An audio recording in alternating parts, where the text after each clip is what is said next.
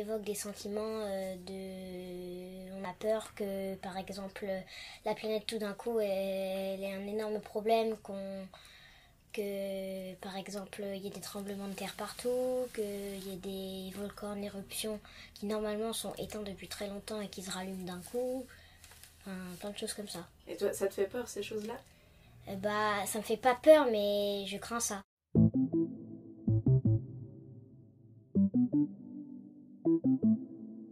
Parce que je commence à en avoir de plus en plus marre des trucs emballés dans du plastique, ou quand tu vas acheter une aubergine, je sais pas pourquoi l'aubergine elle est dans un plastique. On dit qu'en 2025 il n'y aura plus d'eau. Est-ce que t'as vu ce que ça fait un citadin quand tu le mets en pleine nature ? Je sens quand même en moi que j'ai une mission à accomplir. Allez, c'est parti.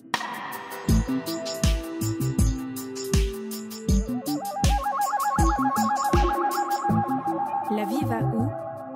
Un podcast proposé par Fanny Blondeau.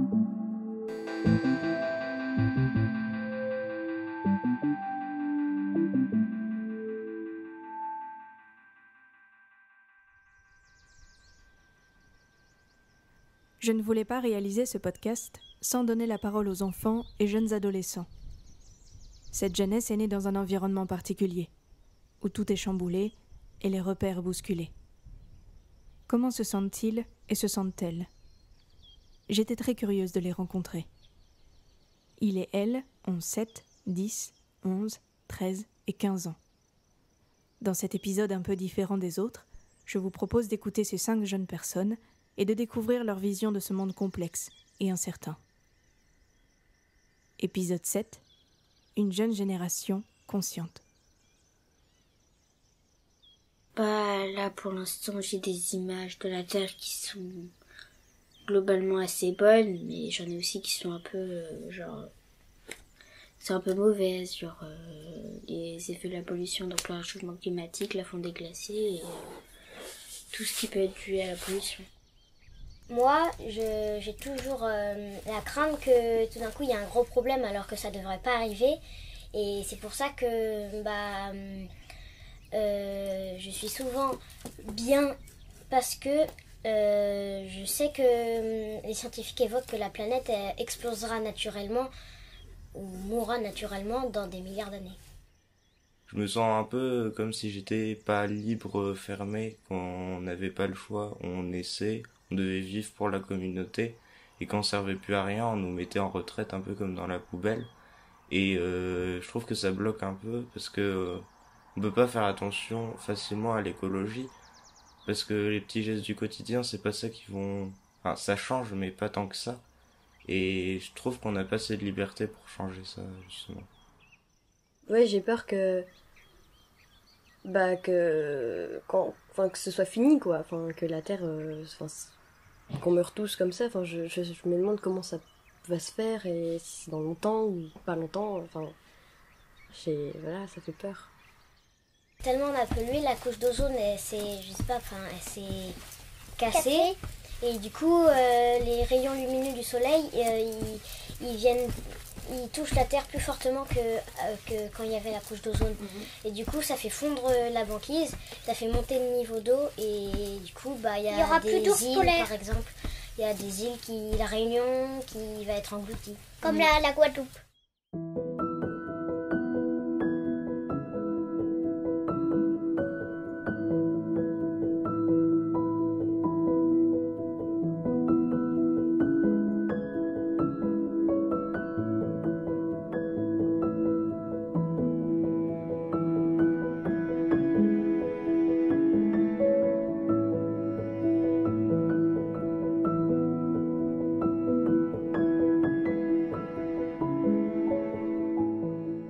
Je comprends pas très bien le terme du réchauffement climatique.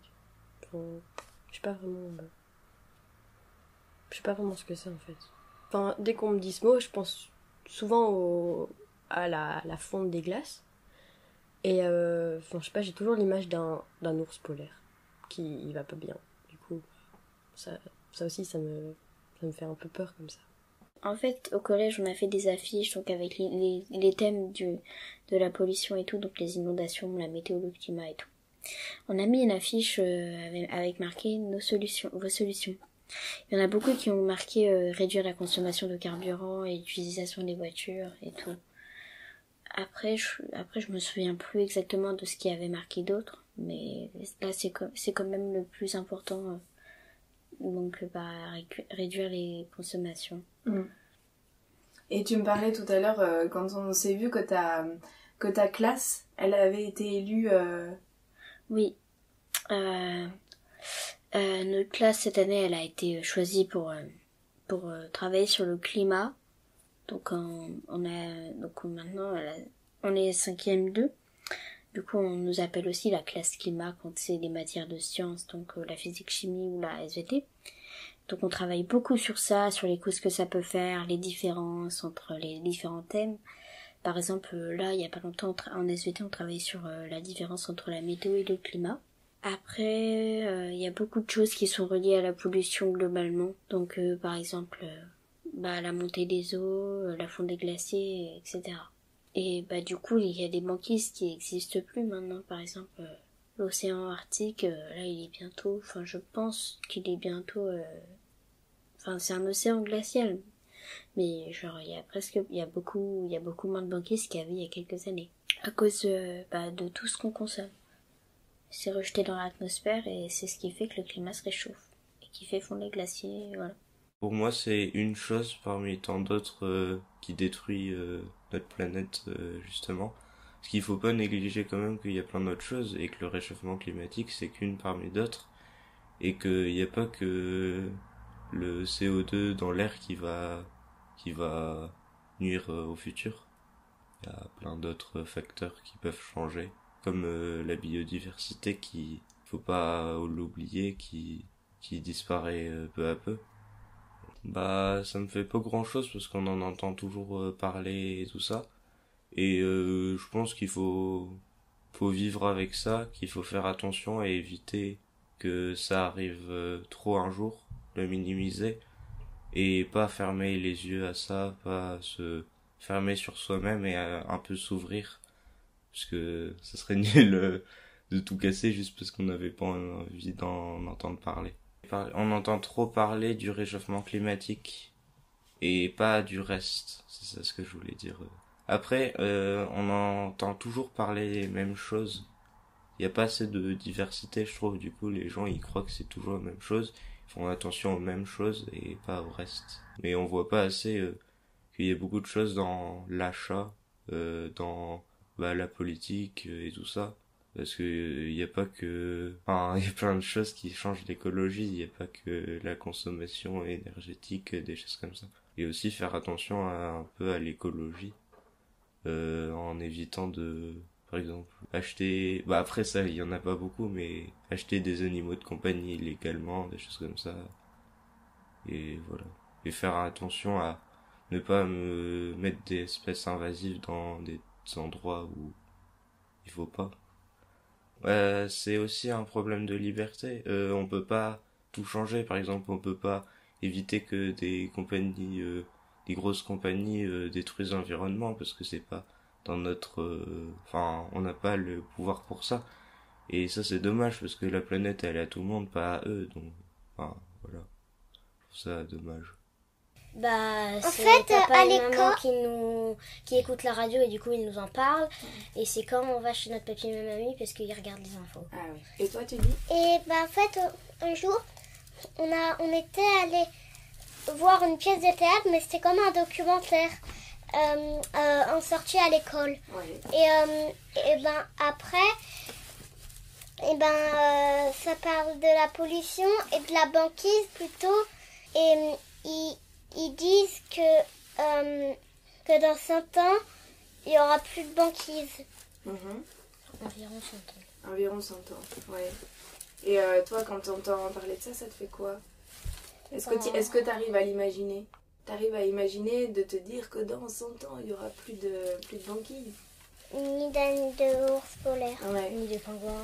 Parce que les ours polaires, ils peuvent nager dans l'eau, mais il faut quand même un endroit pour qu'ils respirent.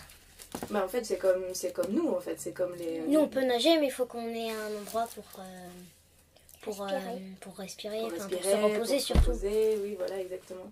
Et vous en parlez des fois avec vos copains de ça? Oui, parfois, nous, on en parle.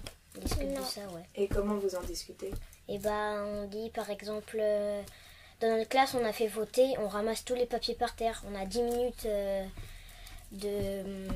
en cours de classe et la maîtresse, elle va acheter des gants.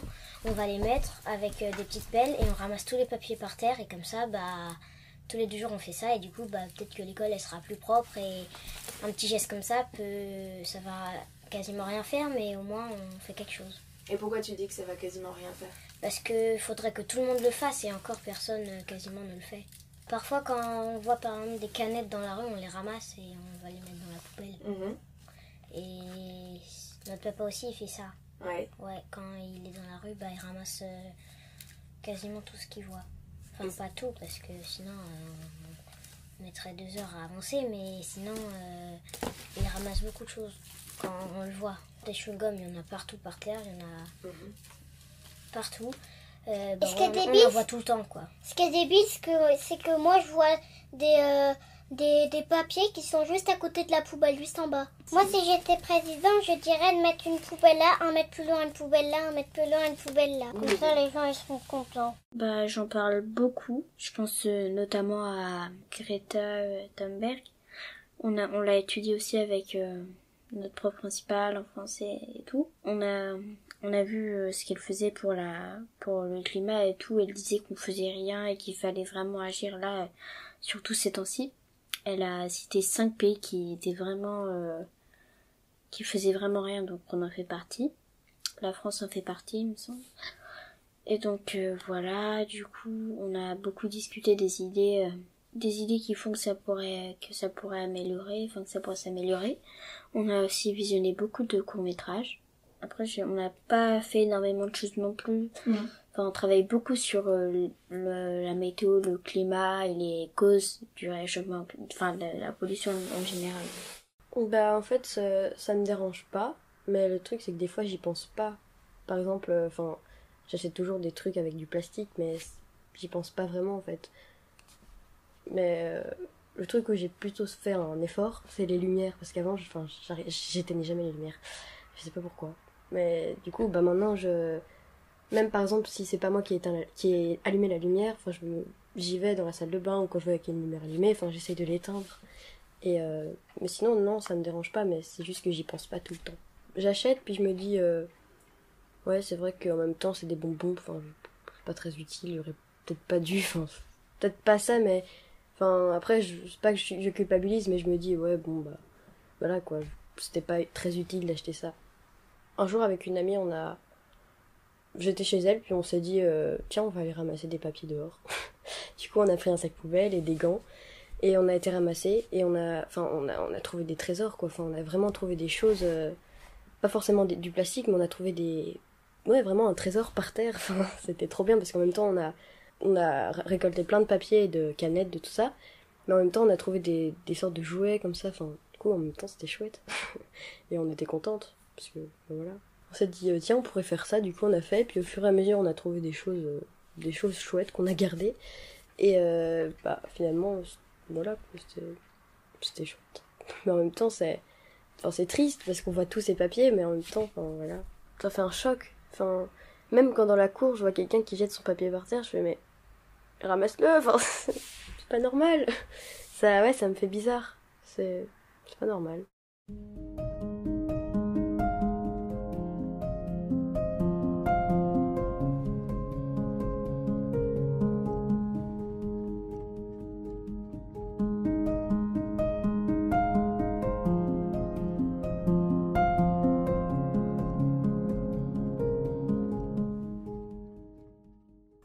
Catastrophe, je trouve que c'est un gros mot, parce que souvent quand on dit catastrophe, ça veut dire que c'est fini, qu'on peut plus rien faire.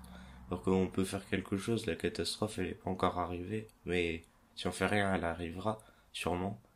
Et faut faire attention, faut pas dire oh là là, c'est la catastrophe.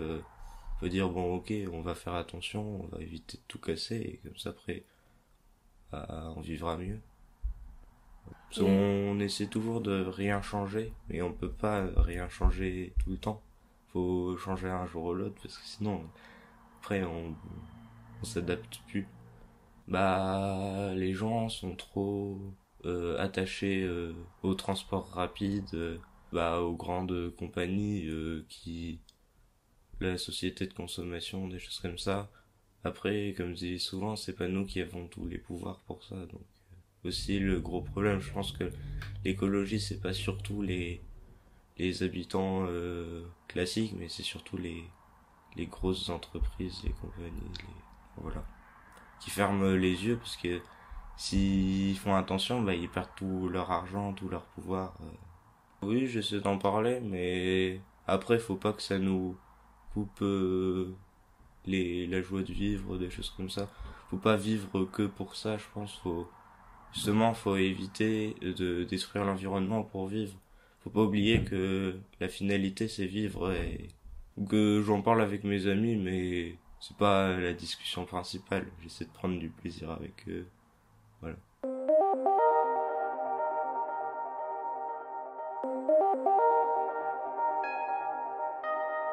Tu trouves ça bien la manifestation? Tu trouves ça utile de manifester? En même temps oui et en même temps non. Parce que on manifeste pour une cause, mais aussi dans les manifestations il peut y avoir des dégâts ou genre une manifestation comme par exemple Charlie Hebdo, c'était une bonne cause, mais genre il y a eu des dégâts, beaucoup de dégâts. Du coup c'est pour ça qu'en même temps c'est utile de faire une manifestation, mais dans un autre sens non. Si c'est le président qui a voulu ça, qui a fait voter ça, ça montre au président que les gens ils sont pas d'accord. Du coup c'est bien qu'au lieu de ne rien dire, et du coup le président il sait pas. Enfin ça peut être quelqu'un d'autre, mais là c'est inutile puisque ça sert à rien de toujours essayer de vouloir en faire, puisque de toute façon il réagit pas. En même temps ça peut être utile, mais quand on manifeste, je sais pas vraiment pour qui on manifeste. Enfin je sais pas très bien en fait. Je sais ce que c'est une manifestation, mais je sais pas vraiment. Je sais pas. En même temps, si c'est juste pour être avec ses amis, ça sert un peu à rien, quoi. Parce que si c'est juste pour être avec ses amis et que on s'en fout totalement, ça sert à rien. C'est vraiment que ça nous... qu'on ait envie d'y aller, faut que ça nous fasse quelque chose, mais si c'est juste pour être avec ses amis, non, je trouve ça sert à rien.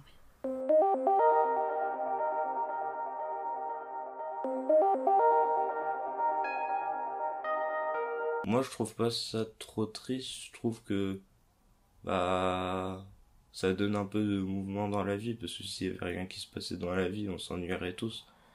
Je pense que la vie c'est comme ça. On a été fait comme ça. On peut pas. Faut ouvrir les yeux, vivre et faire attention pour garder sa vie. Agir pour le climat, pour moi, ça signifie de faire attention pour éviter que ce soit la catastrophe, justement, de faire quelques sacrifices, ou bien simplement changer notre culture pour faire attention. Il n'y a pas toujours besoin de faire des sacrifices, c'est souvent le regard des autres qui nous empêche de faire certaines choses, ou simplement on n'a pas envie de quitter notre confort et d'aller vers l'inconnu. Moi je fais attention au quotidien, oui. Avec ma famille, on est très zéro déchet, des choses comme ça. Et moi j'aime bien réfléchir à des solutions, réfléchir à la cause des problèmes et tout ça. Du coup j'en parle beaucoup aux autres pour réfléchir. Je pense que je fais bien, mais je fais pas le mieux qu'on puisse faire. Mais je fais bien. Je pense que... Voilà. Moi j'avais une idée, fabriquer une machine, c'est comme un aspirateur, c'est-à-dire que, mais c'est un peu plus petit, sinon c'est trop difficile à importer. C'est pour ceux qui ramassent les papiers par terre. Ils peuvent, c'est le dessous de l'aspirateur, ce qui aspire, et ça peut être très très très chaud, et du coup ça fait fondre le chewing-gum, et après ça aspire le chewing-gum et du coup il n'y en a plus par terre, enfin, il a disparu. Et ben moi en fait c'était un petit peu la même idée, c'était pour enlever les chewing-gums par terre. En fait il y aura un truc pour tenir, une barre, et il y aura comme un truc qui aspire, mais ça aspire pas, c'est une plaque qui chauffe, et du coup ça les fait fondre. Et après, comme un aspirateur, c'est un gros tube avec après un gros truc en verre qui aspire. Et après, ça va dans la grosse boule en verre. Et après, voilà. Ou sinon, ne plus faire de bain mais de douche, de moins gaspiller l'eau. Économiser, voilà. Éteindre les lumières quand on sort de la pièce, même si on y retourne 2 minutes après. Comme ça évite de gaspiller l'électricité.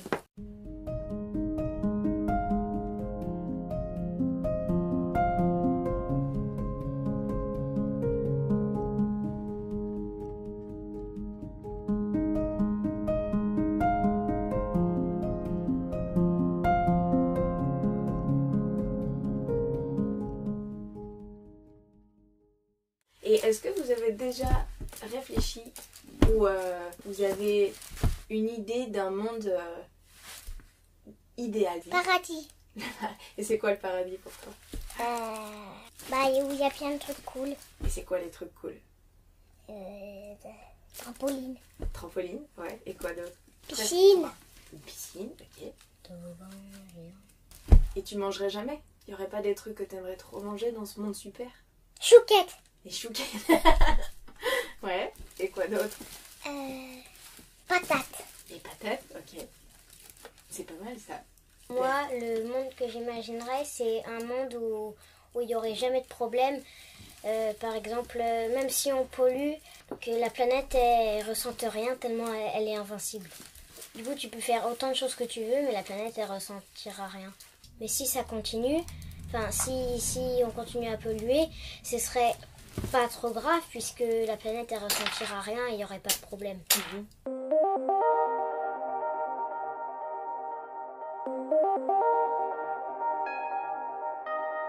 Quand j'étais plus petite, j'avais pas envie d'avoir un métier. Je sais pas pourquoi.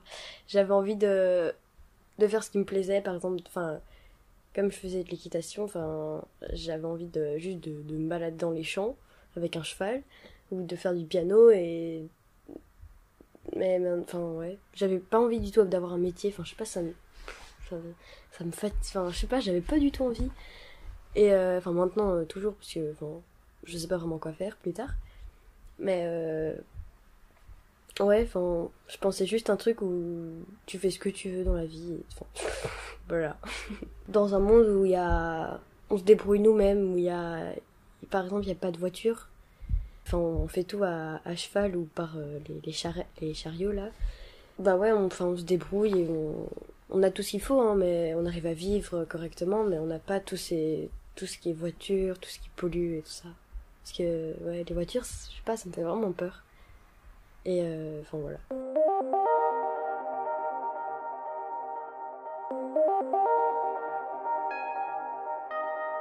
Un monde idéal impossible, ça c'est facile, il suffit de réfléchir 2 secondes et hop, on en a un. C'est un monde où tout le monde est libre, où tout le monde est sympa, où il n'y a pas de loi parce que personne qui fait n'importe quoi. Voilà, c'est facile à imaginer. Mais un monde possible, c'est plus compliqué.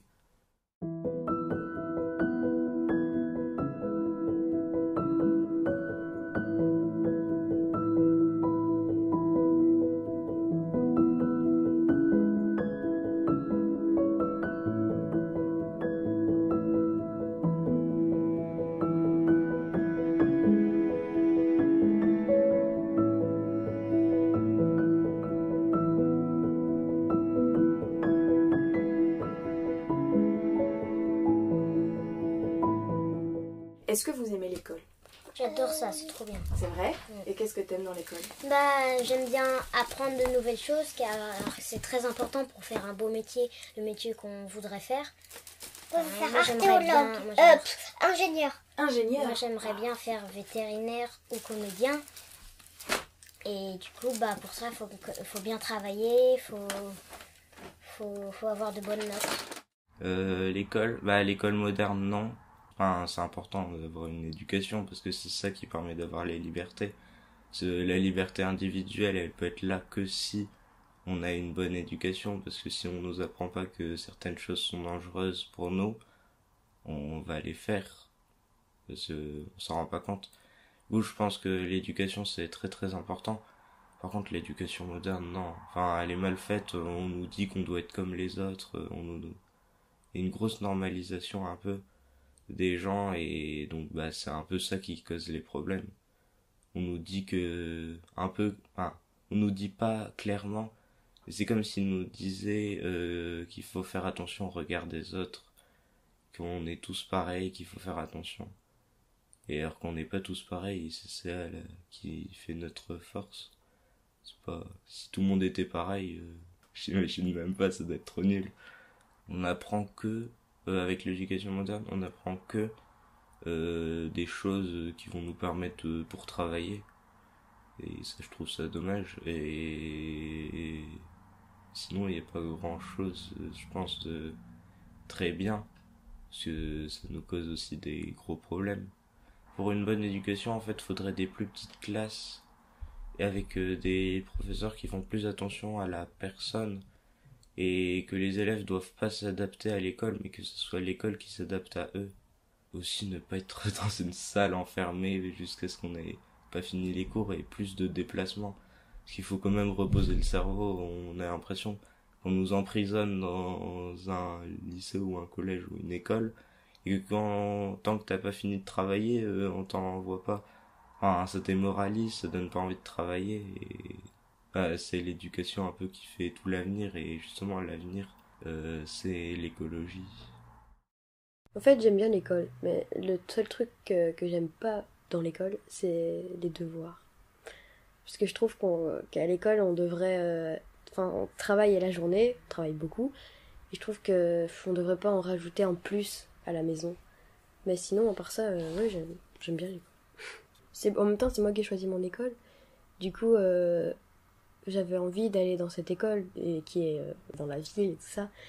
Mais non, enfin, j'avais pas envie de faire une école alternative, ça. Oui, non, je sais pas pourquoi j'avais pas envie. Peut-être, oui, parce que peut-être que d'aller dans la nature, enfin, moi, c'est un plaisir. J'aime trop aller, du coup.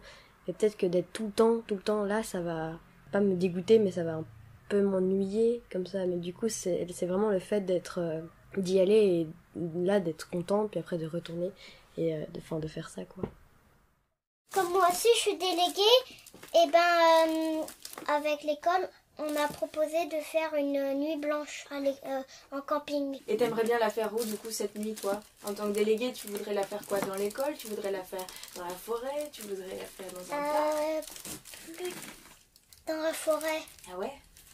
C'est bien ça. Et qu'est-ce que t'aimes dans la forêt? Les animaux, les plantes, les pousses. Les jeunes pousses? Ouais. Et les fraises des bois ou les framboises.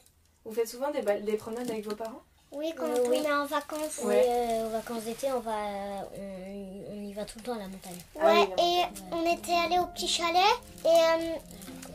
et on avait vu un renard et la maman du faon et le bébé faon. C'était beau ça. Oui, et le soir d'orage, on a vu le renard. Et moi j'avais déposé le blanc du jambon dehors et après le lendemain matin il était plus là. Donc il y a quelqu'un qui l'a mangé. Et à ton avis, qui est-ce qui l'a mangé? Le renard. Sans doute, ouais. Et il y avait des copains, ils étaient enfin c'est pas des copains mais c'était des personnes, elles étaient dans le champ là, parce que le jardin un immense champ. Ouais, ça fait un triangle. Et ils avaient mis une tente juste pour voir comme ça. Mais alors il y avait des millions de fourmis, elle était remplie de fourmis. C'est ce qu'ils ont fait après pour essayer de les enlever? Non. Ils ont mis de la musique. Et ça a fonctionné? Non, pas trop.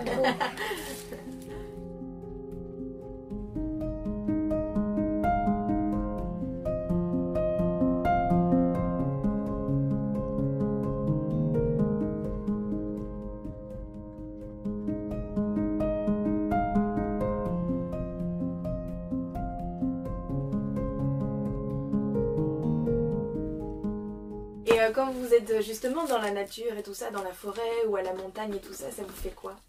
Ça nous fait du bien parce que on a marre de voir toute cette grisaille.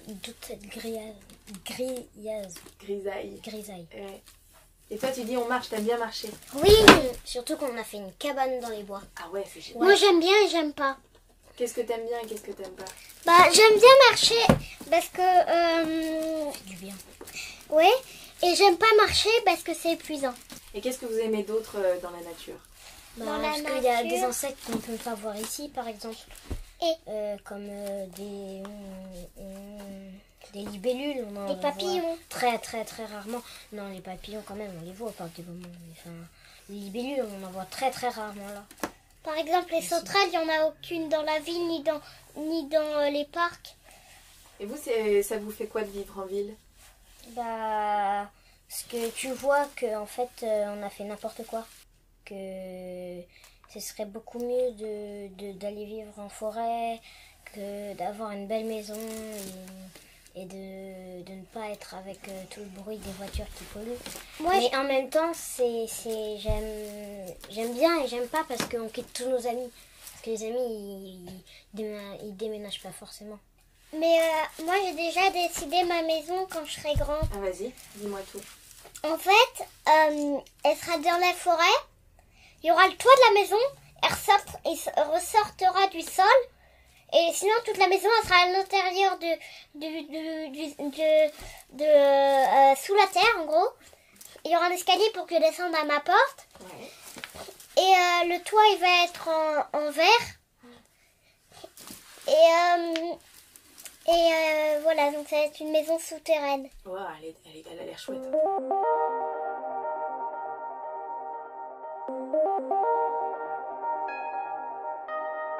C'est comme si on n'aimait pas notre propre... notre propre maison, ouais, c'est ça. Ça fait bizarre. Ouais, dans mon ancienne maison, quand il y avait un bois à côté, quand par exemple j'étais triste ou j'étais en colère ou je sais pas, j'allais tout le temps là-bas et je m'asseyais quelque part où j'avais joué avec mes amis et je sais pas, je montais à un arbre où on avait fait plein de choses, on l'avait décoré, on avait fait tout ça.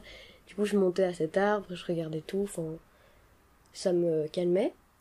Et je sais pas, ça me fait toujours du bien quand je vais dans une forêt ou quelque chose comme ça. J'aime bien aussi aller dans les champs, mais c'est vraiment la forêt où j'aime bien aller. Des fois, je regarde en bas, parce que, je sais pas, ça fait bizarre d'être en hauteur. Mais sinon, je regarde à la même hauteur, et j'essaye de trouver des oiseaux, ou alors, je fais rien, je regarde, tout simplement. J'aime bien le saule pleureur. Je trouve qu'il est beau. Parce que, ouais, il est grand souvent et il est avec ses feuilles, il est élégant comme ça. Ouais, j'aime bien. Moi, j'aimerais rester dans une ville quand même, parce que c'est mon environnement, je me sens bien dedans et tout ça. Mais une ville un peu plus proche de la nature, avec la ville qui est avec la nature, et tout le monde mélangé, qu'il n'y ait pas de différence sociale trop grosse. Qu'il y ait pas de quartier avec d'un côté les pauvres, d'un côté les riches. Ça, j'aime pas du tout. Que ce soit très mélangé, les cultures mélangées et tout ça. Avec une bonne école, justement. Beaucoup de nature dans la ville et que ça soit pas la ville et la nature très différents. La campagne, c'est pas très naturel. Plein de champs moches, tout ça. Par contre, je connais pas de gens qui sont allés totalement dans la nature. Mais je pense que c'est pas une très très bonne idée de se couper du monde comme ça, parce que ça fait pas changer les choses, quoi. C'est un peu fermer les yeux pour ne plus voir ce qui va se passer ensuite.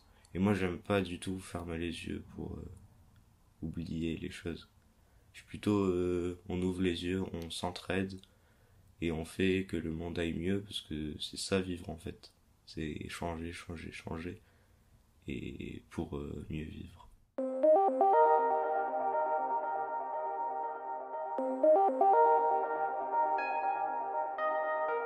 Est-ce que si vous aviez quelque chose à dire à tous ces humains qui polluent, qui jettent les déchets par terre et tout ça, si vous aviez quelque chose à leur dire, ce serait quoi? Bah moi, ce serait de leur parler de ce qu'ils font, de leur faire la morale et de leur dire après de réfléchir à ce que je leur ai dit. Et moi, je vais leur dire arrêtez de polluer la planète, sinon vous allez vous tuer vous-même. Ouais, c'est vrai. Comme moi j'ai inventé un dicton, polluons la planète et nous finirons squelettes. Je sais pas, j'aimerais bien qu'ils se rendent compte de ce qu'ils font, quoi. Enfin, de faire attention, mais je sais pas. J'ai envie de dire que là, arrêtez tout ce que vous faites, arrêtez de jeter des déchets partout. Par exemple, dans la rue, il y a énormément de déchets, faites du tri sélectif. Comme ça, réduisez la consommation de vos voitures, donc arrêtez, aller au travail en transport commun et tout, ou en vélo, ou en autre chose, et réduisez la consommation de carburant. Et ce qui permettra à la Terre de reprendre un climat normal, parce qu'à la base, la température moyenne de la planète c'est 15 degrés. Là, on est quand même un peu loin du compte. Donc ça s'est vraiment énormément réchauffé. Et il faudrait qu'on retrouve un climat normal. Parce que par exemple, pendant les vacances de février, nous on a l'habitude d'aller tout le temps au ski. L'année dernière, il y avait des pistes où il y avait quasiment pas de neige. Et ça, c'était vraiment... c'est comme un choc un peu. C'est un peu comme un choc. Du coup, c'est pour ça aussi que je pense à la déforestation. Donc après, aussi, ils coupent les arbres pour faire du papier et tout. Mais il faut faire attention quand même, parce que là, la forêt amazonienne, il y en a une bonne partie qui a brûlé, donc il faut vraiment faire attention. Faut ouvrir les yeux, faut s'en rendre compte et se dire que c'est pas que les autres qui doivent tout changer. C'est pas que... si on fait pas tous en même temps, tout le monde sera bloqué et ce sera eux les premiers qui seront bloqués parce qu'ils n'auront pas changé.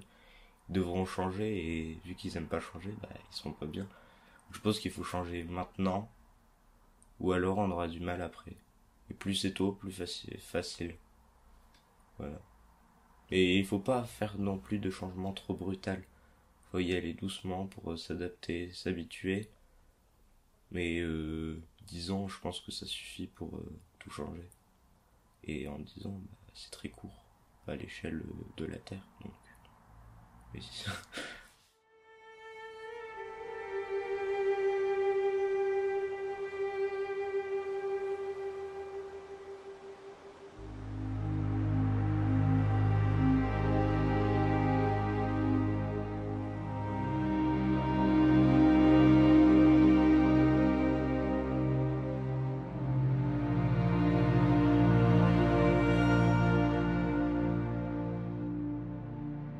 La Vie va où est un podcast réalisé par Fanny Blondeau, illustré par Maureen Labisse, avec une musique de Scott Buckley. N'hésitez pas à vous abonner, à suivre les pages Facebook et Instagram @lavivaoupodcast ou à écrire à lavivaou@gmail.com. À bientôt.